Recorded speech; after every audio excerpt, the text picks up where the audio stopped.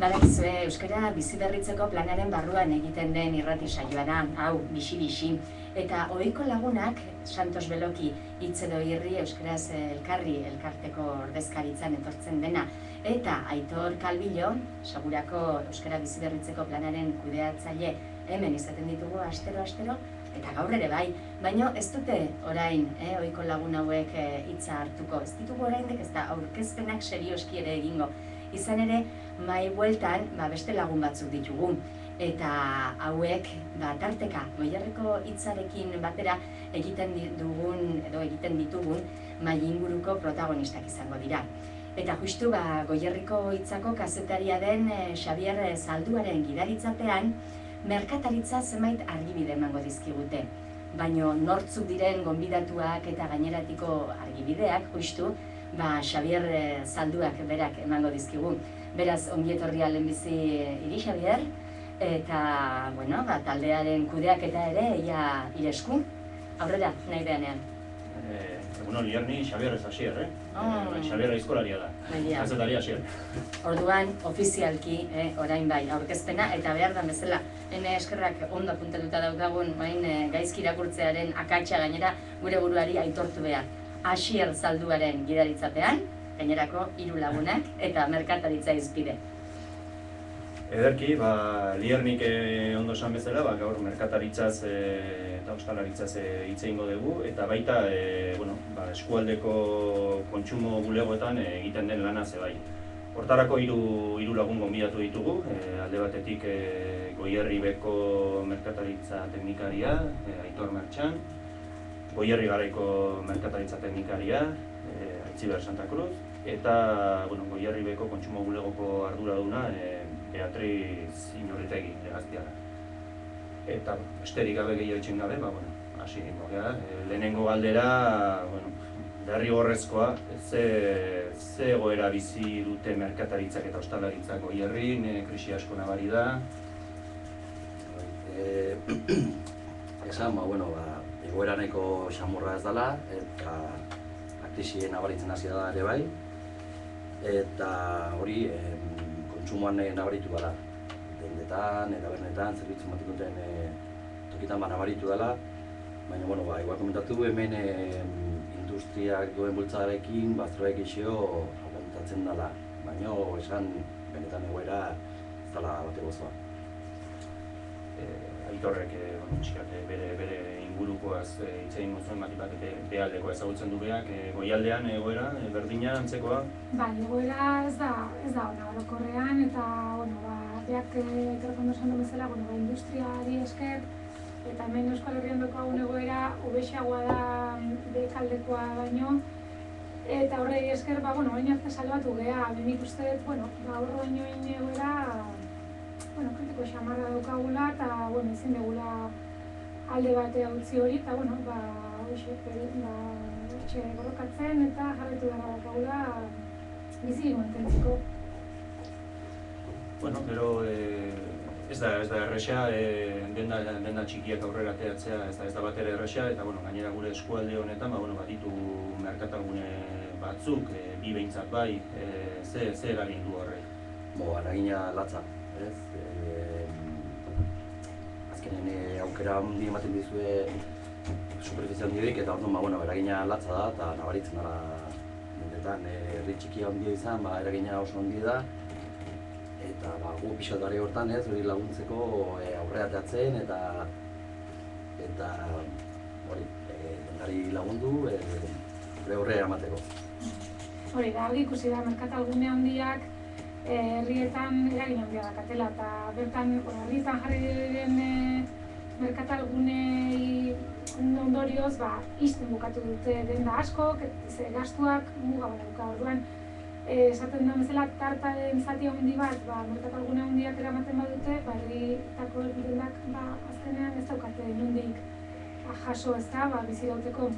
Orduan pixkat, bai igual gogoratu jendeari konstiente izateko nun ari diren gastatzen, eta horrek ze ondorio daukan, eta kanpoan edo merkatalgune handietan gastatzen badugu, erretik juten zaigu dirua. Eta alderantziz, hemen gastatzen badugu herrietan, hemen mantentzen da, eta herriko ekonomia laguntzen dugu indartzen. Herri txikietan behar bada merkatalgunek kante handiagoa eragiten dute, hori, azkenen ez dauzkate behar bada zerbitzu guztiak herrian bertan, zerbitzu batzuen bila merkatalguneetan joatzen dute, eta ia bide batez, igual dana bertan erosi. Hala da, ez da? Bai, nik uste etzala dela. Azkenean auto hartu behar, ez, beste nun baita joteko, edo herrin ez dalako zerbitzu hori, eta bai, pixkat obligazioa da hartu autoa eta Turkien oso baten aparkatu, jakinda handenetik duzula, eta herri txiki dago egin gehiago moitzen die. Herri handiago denetan, indekezu bultatxo bat eman, eta dena bat ertikun bestea, baina herri txiki bat igual ez dugu beste, baina, eskurtatzen milen bada herritako merkataritza, ez dugu berrik beste nun baita joteko. Hori da.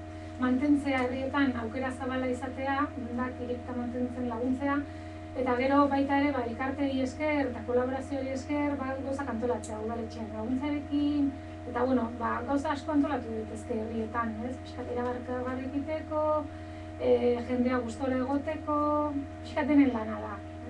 Dendarien lana, udaletxeen lana eta baita herritarren lana. Pixkat denen laguntzakin ikusten gauzakin daitezkeela. Merkataritza elkarteak aipatu dituzu, zein da behaien garrantzia edo denda guztiak ez daude merkataritza elkartetan sartu da, zergatik merezi du merkataritza elkarteko kidea izatea? Merkataritza elkartek onura asko azke dendarintzako. Informazioa zabaltzen zaio bazkide denari, prozesu kudeatzeko aukera, diru laguntzatan tramitazio egiteko, informazioa ikastaroak, web horria da baita zure produktue jartzeko aukera da elkarteak eduki dezakeen web horria, azkenen hor bultza bat dago eta denak batzen badie lana hobeto egiten da eta askoz efektiboa izango diteke. Bai dela oso onoragarria elkarte baten izatea. Hori da, gara izailetan ebai, elkarteetan kolaboratzeko aukera bat dukagu diren artean proiektu asko martxan jarri. Ezke batek abian ezingo dituztenak egin, denan indarakin gauza asko inditezke, eta gaina gaur egun gero gauza gehiago egiten da dira, eta baita herrietako elkarteak elkartzen ditun beste elkarte baten, azken finean ez bakarrik elkartek batek, baizik eta beste elkarteekin elkarlanean ere gauza ondi gehiago lortu daitezke. Eta beti gestioa hobetzen, erakargarriako egiten denda, formazioa antolatzen, gauza asko egin daiteke, baina horretarako derrigorrezkoa da elkartzea. Elkartzea ze bakarrik asko zailtzen da gauza. Elkartez hitz egin dugu eta elkarteen lanaz. Eta zein da Beatriz kontsumo bulegoetan egiten dezuten lana, zer eskaintzen dezute? Guk azkenen jendea dendak eta erabili ondoren, denda horietan sortzen dira arazok eta saiatzen behar konpontzen. Era adostasun batea aiatzen, edo du ezin dut behartu, hartzeko bakarrik eta ondo behartu eduken.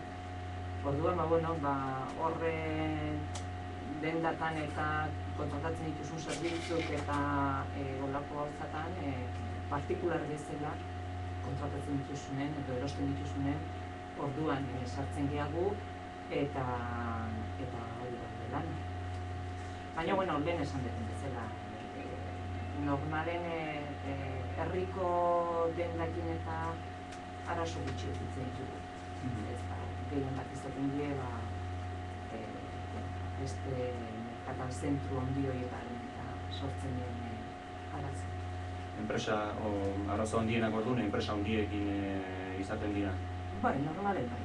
Pentsatzet azkenen denda txikik ere baita bere bezerok zaindu batuztela, orduan hortarako askotan naizta igual bezero arrazoia zeuki, baita eta izan dike baita bezero arrazoia eduki eta onartzea, arrazoi gabe. Baina, badaki, azkenen hemen herri txikitan bizi gara eta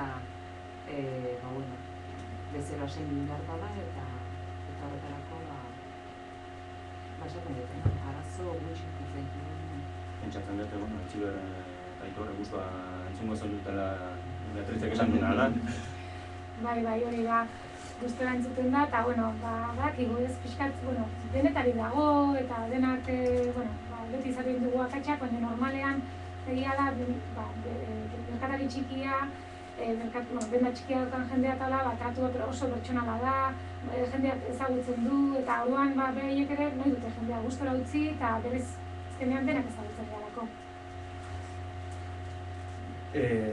Bueno, eta Beatriz, jende asko hurbiltzen da hemen Goierri alden zuen bulegoetara, zertara, beste toki batzutan baino gehiago, gutxigo?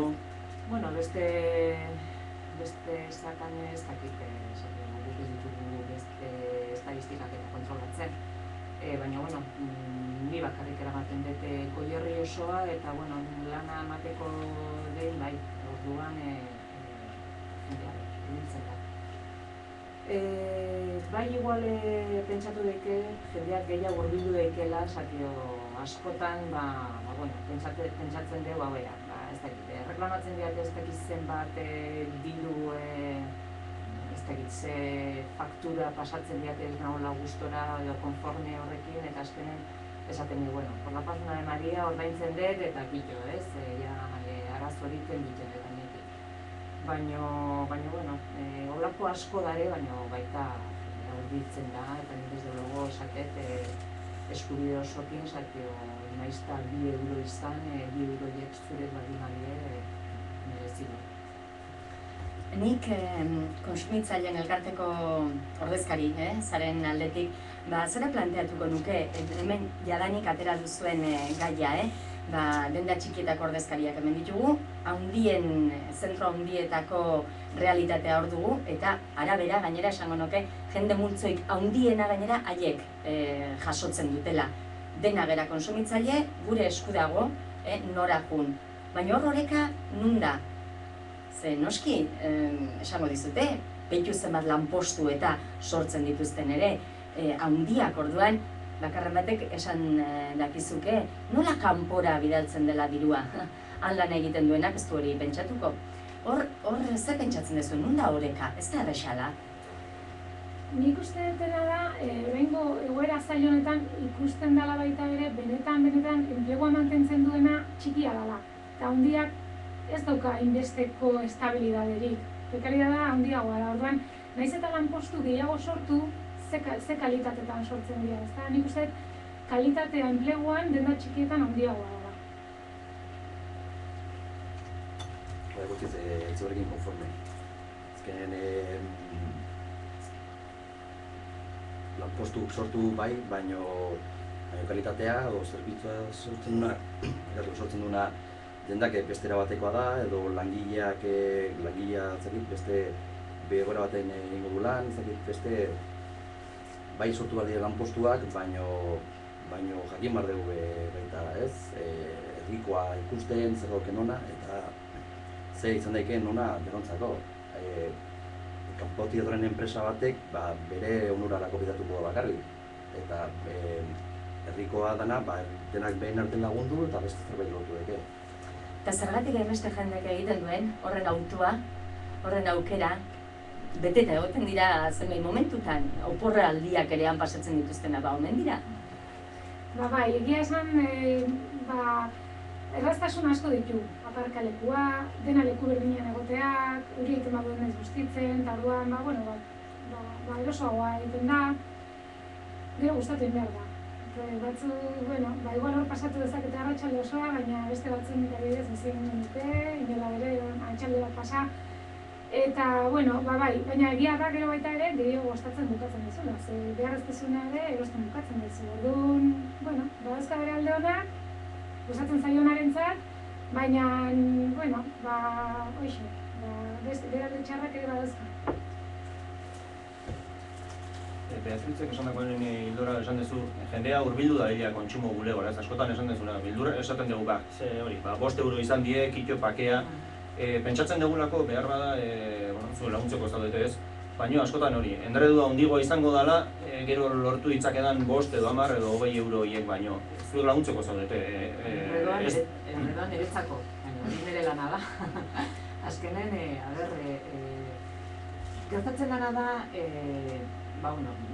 guk adibidez reklamazio pilo bat edukitzen ditugu telefonia asuntokin, ez? Eta orduan, jendea danok ezagutzen dugu telefonoz deitzen dezunen olako enpresatara, pixkak azkenean bukatzezu, ez dakizen badenbora galdu dezule, eta azkenen lehenauan okerrago bukatzezu, ez?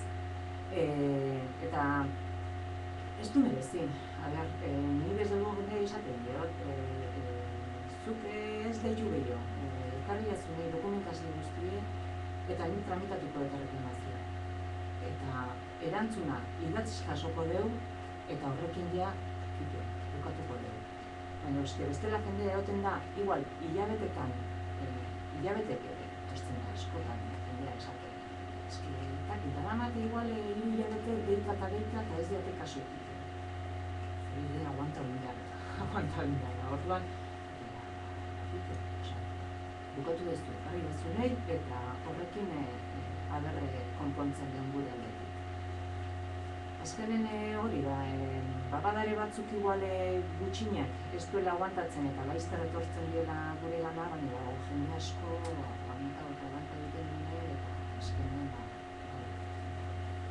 esaten dut, gertu dauen dia gure bulegoetara eta horre liberatuko ditugu reklamazioa. Jendeak argi eduki dezala orduan, hori zuen laguntzeko zaudetela, eta bertara joezkeo prozesua erosoa dela eta eraginkorra. Bai, erresa da, gaina gu, beti saiatzen gea, interesatzen zaigu behintzet dana idatziz eukitzea. Orduan, guk reklamazioa idatziz egiten dugu, eta gero erantzunare idatziz jasotzen dugu, osakio, gertatzen da. Telefonoz esaten dizuena, askotan ez du balio ezartarako, galdu iten da bilen. Orduan, gu jasotzen dugu erantzuna idatziz, eta horrekin ja ez dauen bestu dute, bete iten. Oso, eta bain aurkia gabonak duko die, nola datoz aurtengo gabonak merkatarientzat. Ze horri ikusi dezu, pentsatzen dut zuek prestatzen eko zeatela ja, hori ekintzak edo...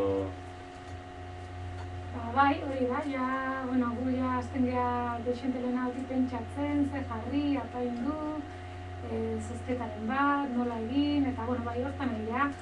Eta, egia esan da, ez egiu, urtero, ez, gabiltza hor, ze izango eta hortengo gabonak eta dendario berak ere, eskat ikusten, ze guraldi txarra ere oen txasira, eta, Europa dendak eta oen hasiko dira notatzen jendeen beharra erosketetan eta hola, eta, txin, zer pasatzen zaigun, gu bintzat animatuko deu, apainduko ditugu kalek, eta alde hundien nahingo deu, jende guztua sentitzeko.